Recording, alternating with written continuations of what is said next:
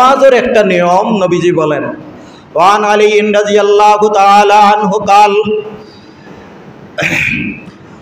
قال رسول الله صلى الله عليه وسلم يا علي إني أحب لك ما أحب لنفسي وأكره لك ما أكره لنفسي। ও আলী, আমি তোমার জন্য তাই পছন্দ করি আমি নিজের জন্য যা পছন্দ করি, আর তোমার জন্য তাই অপছন্দ করি আমার নিজের জন্য যা অপছন্দ করি।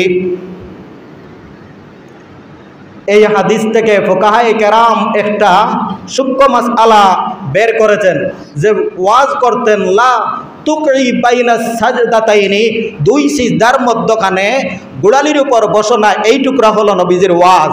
কিন্তু উপদেশ নিয়ম বর্ণনা করা, কিন্তু এর আগে এমন একটা ভূমিকা টানলেন, যারা ওয়াজ নসিহত করবে, যারা ছাত্রদেরকে শিক্ষাদান করবে, তারা শিক্ষাদানের ক্ষেত্রে ভালোবাসা স্থাপন করা আগেই কর্তব্য।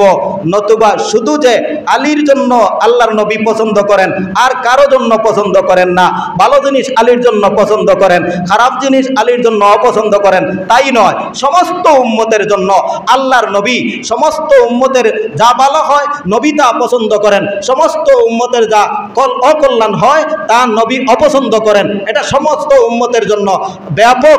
কিন্তু তারপরেও আলীকে বললেন যাহাতে উনাকে ওয়াজ করবেন, মাসআলা বর্ণনা করবেন, শিক্ষাদান করবেন।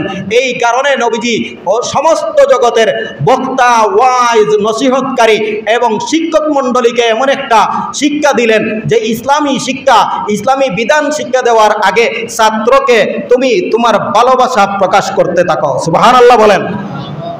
ছাত্র যদি তোমার আদরের বানিয়ে নাও, তোমার ভালোবাসা এবং মহব্বত প্রকাশ করো, তাহলে আদরে এবং সাদরে তোমার কথাগুলো শুনবে এবং এগুলার উপর আমল করার চেষ্টা করবে। কথা বুঝে আসছে?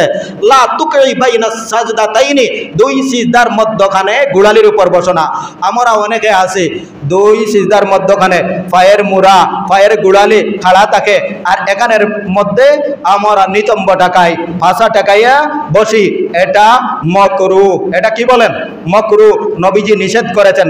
নাহানি রাসূলুল্লাহ সাল্লাল্লাহু আলাইহি ওয়াসাল্লাম আনিল ইকআই ফিস সালাতি, নবীজি নামাজের মধ্যে দুই গোড়ালির উপর বসাতে আমাকে নিষেধ করেছেন। আল্লাহ যাতে আমাদের সবাইকে